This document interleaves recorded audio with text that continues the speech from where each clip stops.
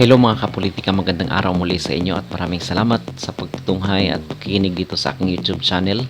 Kung kayo ay bago pa lang, please don't forget to like and subscribe for more videos.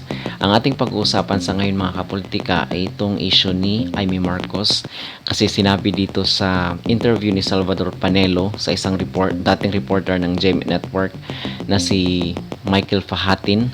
Tinanong kasi ni Michael Fahatin itong si Salvador Panelo kung may tiwala pa ba ang mga Duterte dito kay Amy Marcos.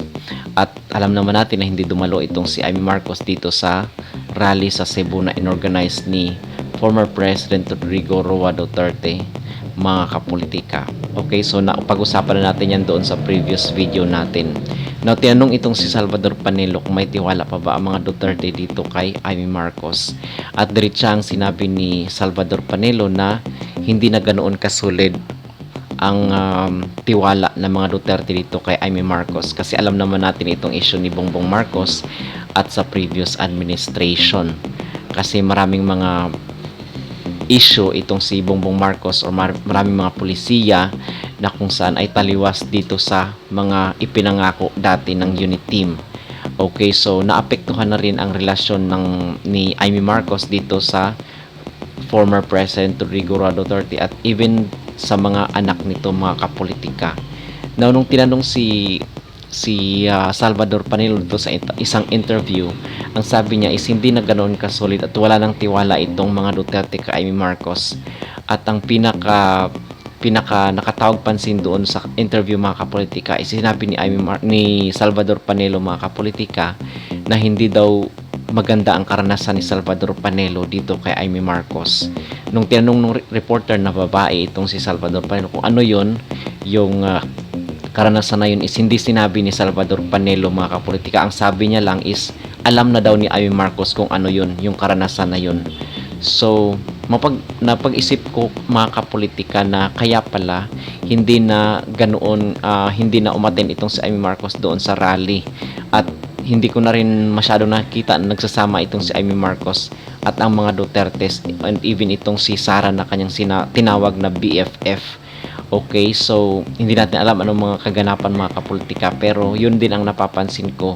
So itong si Salvador Panelo, siguro sinabi niya yung karanasan niya dito kay Amy Marcos, sinabi niya doon sa mga Duterte, and yun ang nagpalamig ng pakikitungo dito ng mga Duterte dito kay Amy Marcos.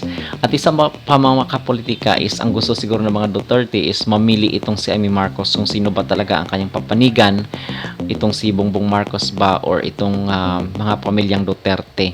Kasi, mga kapolitika, napansin ko rin noong time na in-interview itong si Amy Marcos ng isang reporter, kasi ang laging sinasabi nitong si Amy Marcos is nasa politika sila para ibangon yung apelyido ng pamilya nila. So merong personal na interest din itong si Amy Marcos kung bakit dyan siya sa posisyon. Now, kasi tumakbo itong si Bongbong Marcos sa pagka-presidente kasi second chance na kung saan is ibangon or muling pabanguhin yung apelyido or pangalan nila, but sad to say parang hindi ito nangyari, mga kapolitika. So ang sabi ni Amy Marcos is parang nabudol nga. Okay, siguro ang gusto pa rin ni Amy Marcos, meron akong nasisense dito, mga kapolitika, na gusto pa rin ni Amy Marcos talaga itong unit team. Gusto niya pa rin pagkaisahin itong kanyang angkan at ang angkan ng mga Duterte, but hindi na ito nakikita ng publiko, mga kapolitika. So meaning to say, hindi na naniniwala ang publiko sa unit team. So dito siya masyadong naapektuhan yung kanyang ranking sa mga surveys, nasa baba na siya. Na-tackle natin ito doon sa previous na mga videos, mga kapolitika, panoorin nyo na lang. So hindi na naging solido itong publiko rin sa kanya kasi wala na ang unit team. Pero kung may unit team pa, mga kapolitika, at solid pa yung paniniwala ng mga publiko dito sa unit team, is angat pa rin sana yung kanyang survey. But sad to say na hindi na naniniwala ang publiko sa unit team. So naapektuhan siya yung naipit dito sa sigalot ng kanyang angkan at angkan ng mga Duterte, mga kapolitika. Okay, at actually nung dito sa nanonood ako ng YouTube kahapon, mga kapolitika, at nakita ko na meron ng mga black propaganda na binabato sa kanya dito sa mga ads sa YouTube. Okay, so hindi natin alam anong sino ang mga may pakana nito.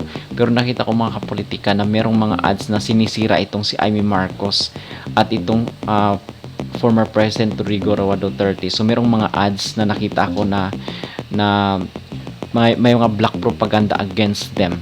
Okay, so siguro dito na talaga naapektuhan itong si Amy Marcos at kailangan niya nang mamili kung saan ba talaga siya. Hindi pwede siya sa kaliwa or pwede siya sa kanan. Good camp, bad camp. Hindi pwede ganun mga kapolitika. So kailangan mamili siya kung sino talaga ang kanyang papanigan mga kapolitika para maging solid yung kanyang mga supporter. So yun lamang ating talakayan ngayon mga kapolitika. Maraming salamat sa laging panonood at pagsuporta dito sa aking YouTube channel. Again, kung kayo ay bago pa lang dito sa aking YouTube channel, please don't forget to like and subscribe for more videos.